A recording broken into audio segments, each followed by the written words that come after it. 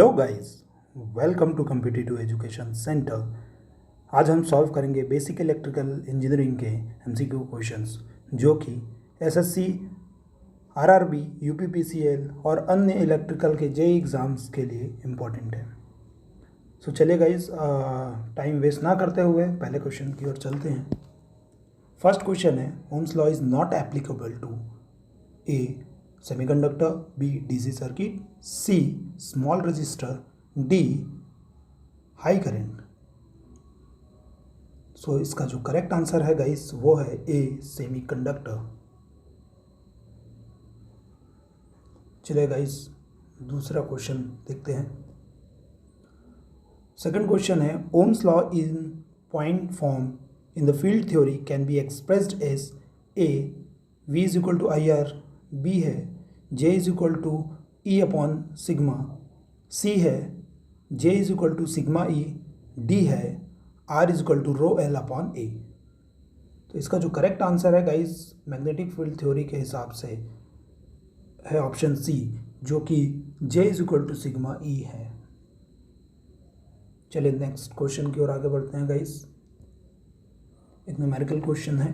Question number 3 बोल रहा है कि to incandescent light bulb of 40 watt and 60 watt rating are connected in series across the main, then which light will glow brighter? So इसको directly हम लोग solve कर लेंगे गाइस। इसका जो करेक्ट आंसर है वो है ऑप्शन डी 40 वाट बल्ब। लेकिन वो कैसे आया वो आपको पता होना चाहिए। सो इसके लिए मैं आपको एक छोटा सा आइडिया बता देता हूँ कि जब अपन बात करते हैं कि इसके P is equal to V square by R और आई स्क्वायर आर, ये दो केस अप्लाई होगा। इस केस में जो रेजिस्टेंस, जब हम दोनों का रेजिस्टेंस निकालेंगे 40 वाट और 60 वाट के लिए, तो एज्यूम करके चलते हैं कि अपन जो वोल्टेज है वो 220 है। तो इसका जो आएगा रेजिस्टेंस वो हो जाएगा वी स्क्वायर बाई पी। तो जब हम केस में 40 वाट के लिए लेंगे तो 220 का स्क्वायर हो जाएगा अपन अपना पावर है, मान लो 40 वाट बल्ब के लिए 40, तो इसका जो रेजिस्टेंस आएगा गाइस वो होगा 1210। और जब इसी को हम 60 वाट के लिए लेंगे तो ये हो जाएगा 220 का स्क्वायर अपॉन 60। तो इसका जो वैल्यू आ जाएगा गाइस वो है 880।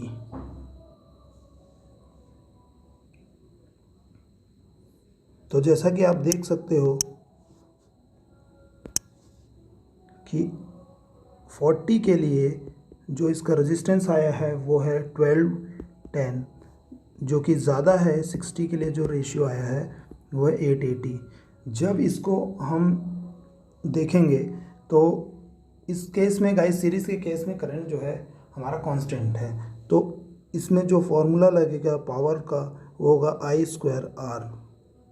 सो जो पावर कंजप्शन है, जो आउटपुट हमको मिलेगा रेजिस्टेंस के हिसाब से, वो ऑब्वियसली यहाँ पर जो ब्राइटनेस है या पावर है वो डायरेक्टली प्रोपोर्शनल हो गया रेजिस्टेंस के।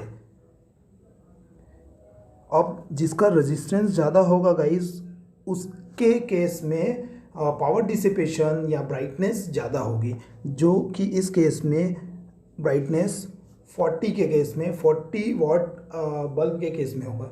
यूजुअली हम लोग जो देखते हैं हमारे घर में जो कनेक्टेड होता है वो सारे पैरेलल में कनेक्टेड होता है, इसलिए हमारा जो ब्राइटर बल्ब है वो ज़्यादा वाट का बल्ब ही ब्राइटनेस ज़्यादा देता है। तो चलिए आगे बढ़ते हैं। और इसका तो आपको आंसर पता चल गया। सेम लॉजिक आपका अप्लाई होगा पैरेलल के केस में, बट उस केस में एक टर्म चेंज हो जाएगा, जो कि मैं नेक्स्ट क्वेश्चन में आपको दिखा देता हूँ। तो क्वेश्चन नंबर 4 था, सेम क्वेश्चन है, बस इसके केस में इसको पैरेलली कनेक्ट किया गया है। तो पैरेलली जब कनेक्ट किया गया है उस केस में क्या होगा कि हमको सेम उसी तरीके से इसमें रेजिस्टेंस निकाल लेंगे। तो R1 आ गया है हमारा गाइस 1210 और R2 आ गया है आपका 880। तो इन दोनों के केस में आपको रेजिस्टेंस मिल गया, लेकिन इस केस में आपको ध्यान देने वाली बात यह है कि इस केस में वोल्टेज जो है आपका कांस्टेंट रहेगा और करंट वेरी करेगा। तो जब करंट वेरी करेगा तो उस फॉर्मूले को हम यूज़ नहीं कर सकते। तो पावर के लिए फिर इस बार आपको यूज़ करना पड़ेगा वी स्क्वायर अपॉन आर। इस केस में जो पावर है वो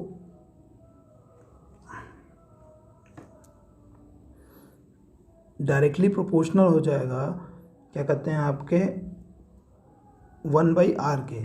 तो जिसके केस में रेजिस्टेंस ज़्यादा होगा वो कम ब्राइटनेस देगा, और जिसके केस में पावर ज़्यादा होगा वो ज़्यादा ग्लो करेगा। सो इसका जो करेक्ट आंसर है वो ऑप्शन सी है गाइस। चलिए देखते हैं इसका आंसर क्या है।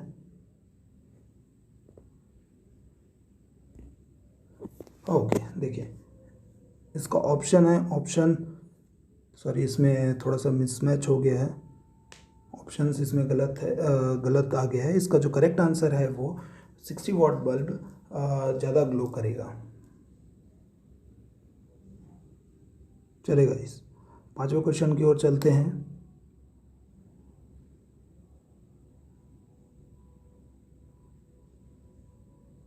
पांचवा क्वेश्चन कहता है an instrument which detect electric current is known as, options है voltmeter, rheostat, wattmeter and galvanometer. इसका जो करेक्ट आंसर है गाइस वो है गैल्वेनोमीटर। चलिए क्वेश्चन नंबर 6 की ओर चलते हैं गाइस।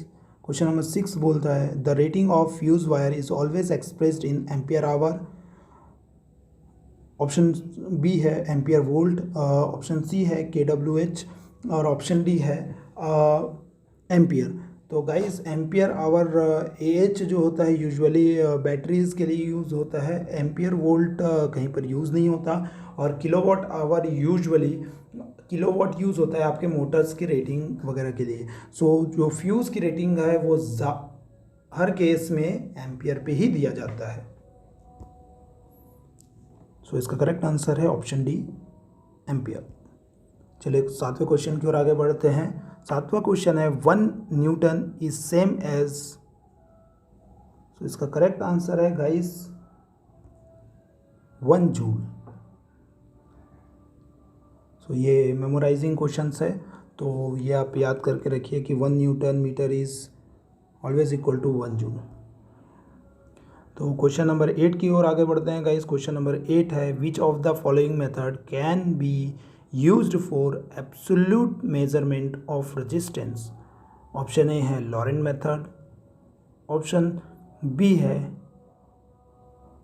रिलीहैंग मेथड, ऑप्शन सी है Ohm's law method, option D है Wheatstone bridge. So absolute resistance measurement के लिए हर केस में आपका व्हीटस्टोन ब्रिज होता है when it is in balanced condition.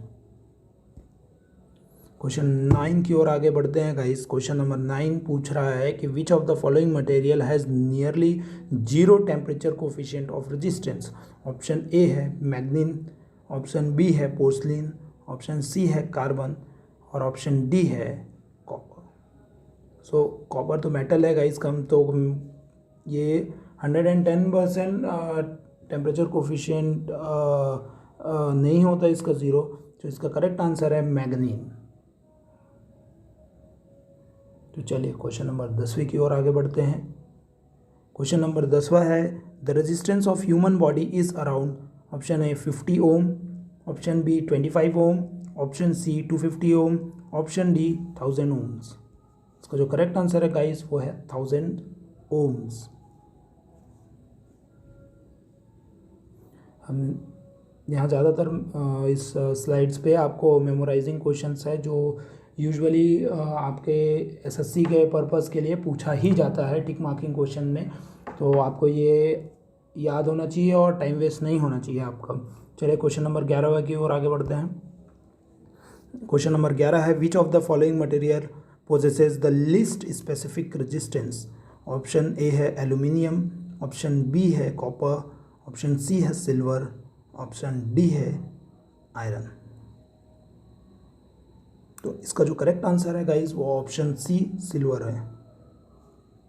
इसका जो स्पेसिफिक रेजिस्टेंस होता है वो सबसे कम होता है, लीस्ट होता है। फॉर 12th क्वेश्चन है guys, for testing appliances the voltage of test lamp should be very low, very high, low, high and any value. So इसका जो करेक्ट आंसर है गाइस वो है हाई। यूजुअली हम जो बल्ब सीरीज लैम्प में use करते हैं या तो 100 वाट का यूज़ करते हैं जब अपन सिंगल फेज कोई चीज़ों को मेज़र करते रहते हैं, तो ये ऑप्शन है। ये इंडस्ट्रियल बेस्ड है, जो प्रैक्टिकल बेस्ड है। अगर आप में से किसी ने किया होगा या आप जॉब पर्पस में होंगे तो ये सबसे यूजुअल चीज़ें हैं जो यूज़ होती है और ये मल्टीमीटर से भी ज़्यादा इफ़ेक्टिव वर्क करता है। चले 13th क्वेश्चन की ओर आगे बढ़ते हैं। Specific resistance of substance is measured in ohm per metre square, ohm metre and D option है मीटर पर ओम। तो इसका करेक्ट आंसर है guys ohm metre. Specific resistance किसी भी सब्सटेंस का ओम मीटर में ही मेज़र किया जाता है। चलिए 5वें क्वेश्चन की ओर 14th क्वेश्चन की ओर आगे बढ़ते हैं। 14th क्वेश्चन है इसमें the insulation on a current carrying conductor is provided to prevent leakage of current, to prevent a shock. Option C है बोथ, ऑप्शन डी है none of the above. So इसका correct answer है both, to prevent the leakage of the current. जब आप एक insulated conductor की बात करते हैं तो उसमें लॉसेस जीरो हो जाती है क्योंकि लीकेज करंट ज़ीरो हो जाता है, और दूसरा है आपके हाथों में शॉक लगने की जो चांसेस है वो ज़ीरो हो जाता है। सो चलिए आगे बढ़ते हैं और 15वें क्वेश्चन की ओर। ये option C both. 15th question है the minimum charge of an ion is. ये बहुत बार क्वेश्चन एसएससी में पूछा गया है, तो है छोटी छोटी क्वेश्चन है जो आपको याद रखने चाहिए। तो इसका ऑप्शन है equal to atomic number of an atom, equal to charge of an electron. Option C है equal to the charge of number of electrons in an atoms, और ऑप्शन डी है ज़ीरो। इसका जो करेक्ट आंसर है guys वो है option B equal to the charge of an electron. लेकिन कुछ लोग कंफ्यूज हो जाते हैं कि चार्ज ऑफ एन इलेक्ट्रॉन है कि charge of number of electrons in an atoms. So इस केस में कंफ्यूज हो जाते हैं, बट वो equal to charge of an electrons ही है। सो इसका करेक्ट आंसर ऑप्शन बी ही है। नेक्स्ट है 16th question, if the efficiency of the machine is to be high what should be low. Input power, losses, ratio of output to input and all the above. So इसका जो correct answer है guys वो obviously losses है। सो ये बहुत small question है और ये सभी से बनते हैं, जस्ट पूछ लिया जाता है इसलिए क्वेश्चन को मैंने ऐड किया है। सो इसका जो करेक्ट आंसर है वो बी है। सो थैंक यू गाइस, और जुड़े रहिए मेरे साथ। मैं और भी आने वाले दिन में आपके लिए और भी एमसीक्यू क्वेश्चन लाऊंगा जो बेसिकली वन वर्ड हो, मेमोराइजिंग जो मैं क्वेश्चंस को आप मेमोराइज कर सकें वैसा क्वेश्चंस को मैं लेके आऊँगा। और इसके लिए आप मेरे चैनल पे जुड़े रहिए, कॉम्पिटिटिव एजुकेशन को ज्वाइन कीजिए, सब्सक्राइब कीजिए, लाइक शेयर कमेंट, और जो भी डाउट्स है आप प्लीज़ वीडियो पे कमेंट्स कीजिए। Thank you.